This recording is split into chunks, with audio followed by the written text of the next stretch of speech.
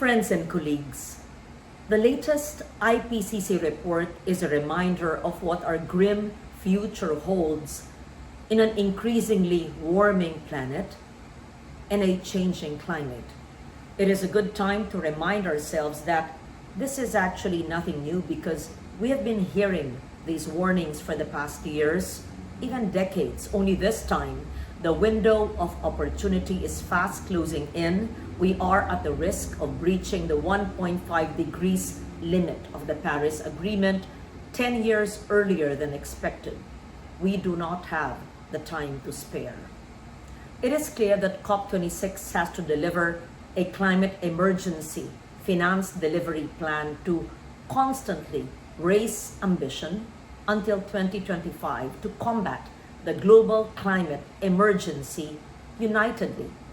We need to push forward with a call of the V20 during the Climate Vulnerables Finance Summit for the $500 billion delivery plan for the 5-year period 2020 to 2024. A clear and concrete delivery plan that can be noted in a COP26 decision for $100 billion per year until 2025 must stipulate the following. First, aggregate and individual public contributions from all developed nations per year, in addition to overseas development assistance or ODA. Second, public and private mobilizations to reach at least $500 billion in 50-50 balance flows for the period 2020 to 2024. The International Monetary Fund, or IMF, must play a role to track this.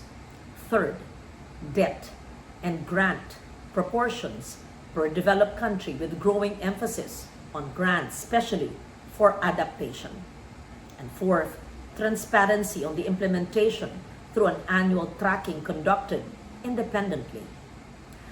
As we frame this dialogue on 3 focus streams, ambition, financing, and partnerships, we must also be particular in identifying the countries, the actors, and the communities for the solutions that we intend to broker. It is clear with the IPCC reports that there should be no other ambition but 1.5 degrees Celsius.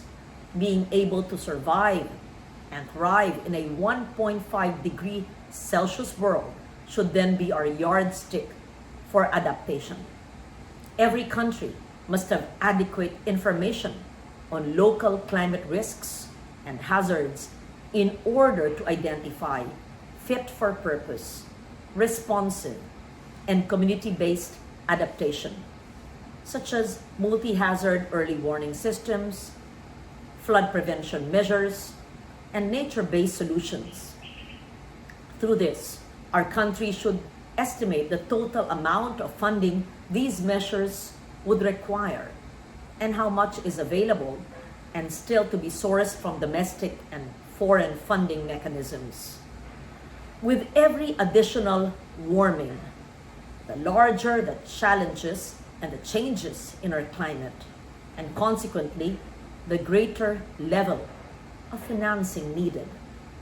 But to even allow global warming past this threshold, knowing fully well that we have the capacity to limit it, is simply wrong.